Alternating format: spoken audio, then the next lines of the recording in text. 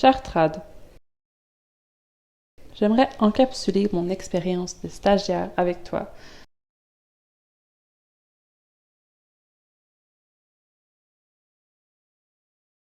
Ou si tu veux faire une mise à jour des choses que j'ai apprises, mes erreurs comme mes accomplissements. Je peux dire que je garde la tête haute après ces 3 mois et j'espère être à la hauteur de tes attentes.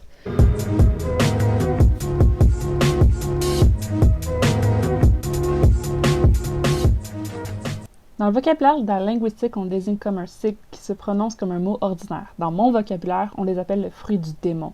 WPM peut autant être Wood Packaging Materials que Weather Preparedness Meteorologist.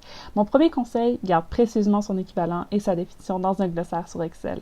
Ce n'est pas seulement pratique pour toi, mais aussi pour tous les autres traducteurs dans ce domaine. L'avantage avec cette chasse au trésor, c'est qu'on apprend plein de nouveaux mots comme consortium, houle et réflexivité. Si on n'arrive pas à trouver, il existe une solution de dernier ressort.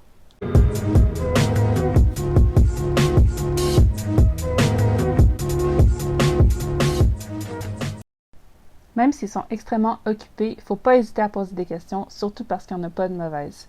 Les collègues avec qui j'ai travaillé, ils reconnaissaient mon travail et me donnaient des rétroactions.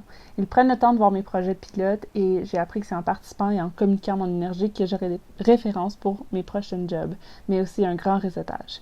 Parfois, c'est moi qui dois faire de la rétroaction. Parfois aussi, les réponses à mes questions sont aussi difficiles selon eux. C'est pour ça qu'il faut être engagé et impliqué dans nos recherches afin d'avoir toujours un plan B, si on ne trouve pas d'équivalent exact. Et sinon, il y a toujours des outils pour ça.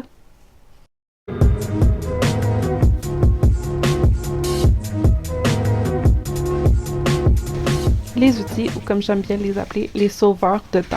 Si tu te sens imposteur dans ce monde de météorologie, utilise unterm.org. C'est tout simplement magique, même si tu veux le dire en russe.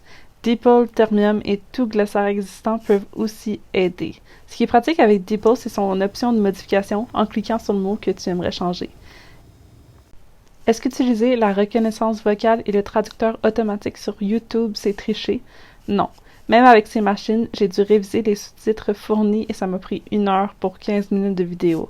CTRL F, c'est vraiment utile, surtout quand ce sont des mots pièges appris dans tes cours à l'université. Être traducteur, ça inclut aussi l'infographie. T'as pas nécessairement besoin de te procurer Photoshop, mais attends-toi à retoucher des images sur PowerPoint ou autres logiciels. Même si parfois des phrases peuvent ressembler à du chinois, les sources canadiennes sont principalement bilingues, donc tu peux te retrouver plus facilement. Je recommande aussi fortement d'utiliser SDL, Trados et les bitextes, même si ça paraît comme une grosse tâche de travail, ça va t'éviter beaucoup de recherches.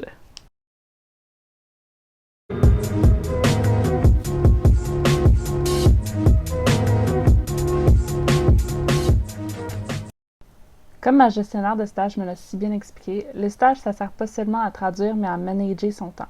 Pourquoi pas se lancer un défi de plus et prendre un cours en présentiel à l'université si le stage est en télétravail? Il suffit d'utiliser une application pour calculer le nombre d'heures que je fais, trouver un bureau et une chaise à la biblio, car il ne faut pas négliger notre posture.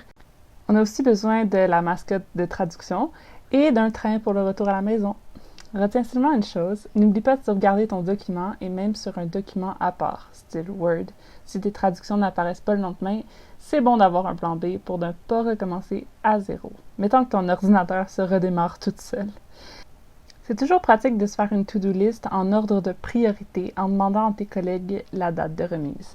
Tu peux même établir un système de couleurs. Rouge très important, orange important, jaune à faire après, vert terminé. Il faut aussi s'habituer au nouveau clavier et c'est aussi important si on ne veut pas envoyer un message par accident. Ah, des chaises. J'ai seulement un mot. Confort. Si ton VPN ou ta connexion Internet te fait défaut, n'oublie pas qu'il y a une équipe technique pour t'aider. Et finalement, n'oublie pas d'avoir ton chat en ta compagnie en tout temps.